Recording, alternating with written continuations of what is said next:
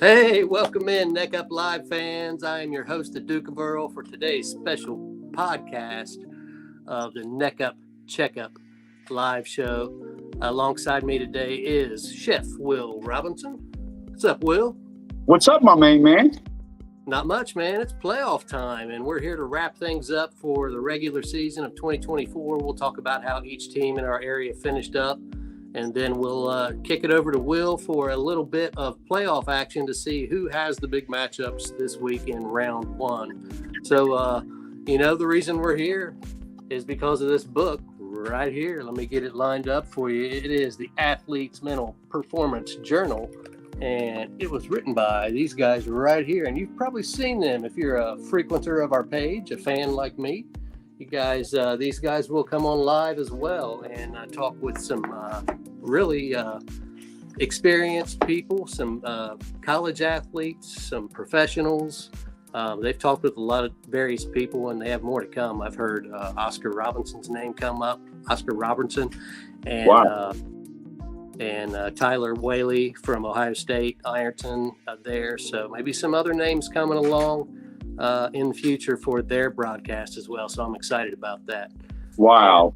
Got to speak to Gene at the Pizza Pub the other day, and we're talking about doing a live show from the Pizza Pub as well as at a pub located in Cincinnati. So that's a little bit of a reach there, but these guys are motivated to push their book out there. It's working for everyone. They want to spread the love around. So here we go, baby. Here we go, baby. What'd you get into today, Will? I was out there at Akima's Kitchen doing some testing for the new menu, and I got to tell you, Rob, you're the very first person I ever cooked a healthy meal for, Yeah. and had to throw all my culinary expertise to the side. And I got to tell you, I have come a long way, and I put together some things today that I am very excited about. So, Nice. Yeah, I saw some live streaming on there, a video of you prepping some food there. So yes. you're at it pretty much every day, right? Oh man, every day I'm at it, man. I gotta tell you, man, it's been a beautiful turn of events for me and a change of pace. And I am as excited as I've ever been in my entire life, Rob. Now, didn't you have an event a couple of weeks ago? Was it at Buckeye Lake or something like Yeah, that? it was at Muscle Island. It was the launching of Muscle Island for world-renowned fitness trainer Corey G Fitness, Max Effort muscle supplements, and Morgan Wade, country star, touring all across the world, across the globe. Third time I've had the privilege of picking for her, but Matt Keeney, man, making moves safe. And I got to tell you, he bought an island in the middle of Buckeye Lake, which you know how exclusive that area is. Yeah. He bought an island in the middle of Buckeye Lake, built a container home on it, and a personal gym to train. And he announced that he's going to lease it out 4 times a year as an exclusive Airbnb. And I'm going to be teaming up with Keeney to be exclusive caterer for that event every time. So Nice. Very yes. nice. That's a nice venue. Yeah, I can't wait, my man. The future's bright. No doubt. Well, let's get into high school football. We'll start off with the teams that did not qualify for the playoffs this year. So let's look at Memphis finishing 1-9. They were ranked very bottom of Region 19, Division 5. They were 27th, so not in this year by a long shot. East also finished 1-9. They were a Division 7 team, and they weren't that far out of the picture. One more win may have gotten them in as they finished 19th, and of course they take the top 16. Looking at Oak Hill, also finishing 1-9. They were just barely ahead of Memphis in the standings. They were out at number 26. Green Bobcats finished the season 2-7. Division 7 team, they were just ahead of East, out at number 18, and then Valley was 3-7. Division 16 this year, and they were just outside the playoffs. They finished at number 17, so just one spot outside the playoffs. And another team, Northwest, finished 6-4, and in that Division 5 Region 19 region is so competitive. Northwest did not get in at 6-4. They were out at number 17. And then Wellston, who we added to our list after they started the season off undefeated, 3-0 Right. or 4-0. They ended up the season finishing 5-5 and were out of the playoffs at number 18. Wow. So of our local teams that we've covered this year, those are the teams that did not qualify. Now let's get into the teams that continue to play into this week. And we have Notre Dame, who finished at 5-5. They earned a home game, ranked number 8, and Waverly at 5-5. They earned a spot in the Division 4 playoffs at number 10. And Colgrove at 6-3, Division 5, finished number 13. They'll have an away game. Wheelersburg at 6-4, Division 5, finished just behind Colgrove at number 14. They'll also have a road game. West at 7-3, they were dropped down to Division 6 this year. So at 7-3, they are in at number 4 and will have a home game. Piketon finishes 7-3.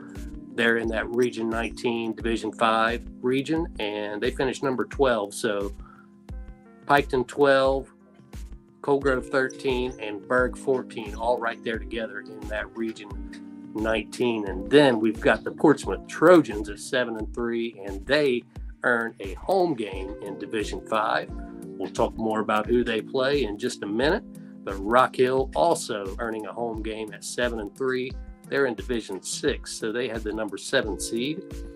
And Jackson finishing off strong this season, 8-2, Division 3 team, so they're up there among some big schools, but they still earn a home game with a number 8 seed. Now we get into the top 3. These guys have had tremendous seasons and are the top teams, among the top teams in their region. Fairland at 9-1. We know they barely escaped by one of those games, but that's okay. Yep. Both of those teams from that game are in the playoff hunt, so they may see each other again. But Fairland finishes 9-1, Division 5, ranked number 2, just behind the Ironton Fighting Tigers, who finish off at 9-1, Division 5, and they earn the number 1 seed in the region. It was earned as it should be. For sure. Clearly the number 1 team in there.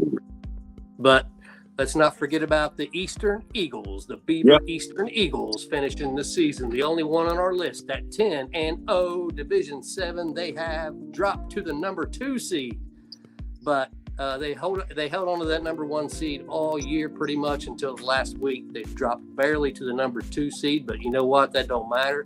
They get a home game. And Will, let's start it off with Eastern. Tell them who we got. So Eastern is going to be taking on the 3-7 Strasburg. I don't know anything about them, but Eastern seems to be formidable towards anybody. Yeah, 10-0 versus 3-7. Eastern, I hope can earn that game. It's a home game for Eastern, and it's a Berg that I've never heard of. So yeah, for sure.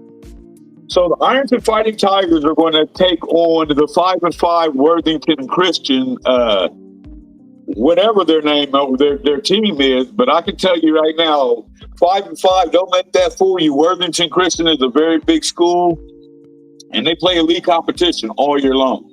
All year long, and they're about to be 5-6. But okay. Yes, they sure are. Let's call it what it is. Fairland is taking on Zane Trace at 6-4. Once again, those are all big home games, as we well know. Yep. Jackson's taking on a 7-3 New Philadelphia. Yeah, I don't know much about New Philly. A long time ago I did. I know they have a tradition there of good football, so we'll see how that plays out. Yeah, and they're in the middle of absolutely nowhere, so they have nothing but time to practice. I can tell you that now. Rock Hill is going to take on Madison Plains. We all know those schools out there, they usually come with a powerful punch. They do. They got some big old boys in the Plains. Cornbread, all that stuff. Yep. Yes, they do. And Portsmouth will be taking on Amanda Clear Creek. And I don't know if you remember or not, but Amanda Clear Creek used to win title after title after title after title in the 90s. They did. They did. The coach is not the same, but the coach's son, I believe, is now the one. Oh, my goodness. The consistency hasn't been there that they had in the 90s. I believe that coach moved on to Chillicothe for a little while, maybe still there. Wow. But coaching's different now. It's still going to be a tough match. Amanda Clear Creek has tradition backing them. They have a big fan base. Yep. But they are traveling to Portsmouth, and I kind of feel sorry for them coming down there to that. Yeah, and I got to tell you, Portsmouth has got a chip on their shoulder, I'm very sure. So I look forward to that game. Piketon is taking on Columbus Academy, 9-1. Yeah, Columbus Academy is going to be a heavy favorite in that one, I believe. Yeah, absolutamente. West is going in at Chesapeake 5-5. That looks like an interesting matchup. Very interesting. I think that one may be a toss-up as West took a big beating last week from Wheelersburg. They'll be a little fired up. Chesapeake's been down at the beginning of the year, then picked it up at the end of the year, finished off 5-5. So we'll see who's hottest this Friday night. Yeah, absolutely. And speaking of down at the beginning of the year and picking it up, the Wheelersburg Pirates, listen, man, they turned it around, and they're going to take on Barnesville, and we all know that matchup. Yes. So Wheelersburg's faced Barnesville the past couple of years. Place blue. Right, and have been able to win. And, so here we go again. There was a long dry spell there. Wheelersburg played Barnesville in 1992, then didn't play again until 2021. And now they're a regular customer of the Wheelersburg Pirates. And the Pirates got to go up there to Barnesville, way up there. Way up there. By Wheeling, West Virginia, up in that area. And we went up there, and I think we went up there and played them a couple years ago and got beat in the I believe we got beat that game. They were big boys, and it was in the middle of you can see the Pennsylvania border, I'm sure. Yes. Or the West Virginia, you can see the border with West Virginia, whatever it was, right there. Right on. The stadium. Yep. So Coldbro was taking on Harvest Prep at 7-2. Waverly's taking on Fairfield Union at 6-4. Well, we're just going to go back to the one previous and say good night, Coldgrove. But yeah. Do. Good night, Coldgrove. Yeah, that Harvest Prep is man. They're prepared. Yes, they are. And Coldgrove, if I remember right from when we played them, their running game is decent, but they did not throw a pass. I'm quite sure. Yeah. They got those guys that do squats with them big, thick thighs, but they can't run the ball or pass the ball too well. So, man, my goodness. Waverly again at Fairfield Union 6-4. That looks like a tight game. And in Notre Dame, they have Shady Side at 3-7. But records matter none at this stage of the game. That's right. Shady Side's got to come to Notre Dame, so Notre Dame probably the favorite in that game. But like you said, it's Friday night. Throw the records out of the window because it's playoff time. It pretty much erases the first 10 weeks of the season, and you get to start fresh. So if you're one of those teams out there that's ranked 16, ranked 13, it's all the same, baby. You're ranked number 1. It's all even. So get out there and play and have some fun while you're at it, right? For sure, man, for sure. And congratulations to all the teams that earned a home playoff spot. Not an easy feat to do, making the playoffs. Congratulations in itself. But to the teams that made it a home game, congratulations for being able to at least play in front of your home crowd at least one more time, which is very, very important for the seniors especially. It's important. It's special for the fans and the senior class and the underclassmen too, just setting that example for the next season, because once you've been there, you're going to want that again. Once you've been in that best home crowd atmosphere that you can draw, it's hard to beat that. So for sure. Guys will be craving that, and they'll be motivated to reach that level every year. As I know Wheelersburg is missing it this year for certain. Yeah, local teams have been doing a good job getting in the playoffs, haven't they, as of late? Very well. I mean, more than half the teams we covered this year are in. So, very good turnout. Very good season. So, more than half is good. Yeah, for sure. That's all I got this week. Will, anything else you want to add? Nah, man, I just make sure you get out there and exercise your right to vote. You have a voice, and make sure you use it. It's a consequential time in our country, and I just want everybody to use their voice loud and clear and do the right thing and vote. That's right. Go vote. You can vote early, walk into the courthouse, go through the metal detectors, straight to the back, walk in, and regular voting machine, get your vote in, chalked up early. You can do it. It makes it easy. You can avoid the lines. Yep. But no matter what, if you want to get out there and participate on voting day, do that too. Whatever you got to do, participate in this event. This vote, it is crucial. Crucial. Peace out. Peace, my man.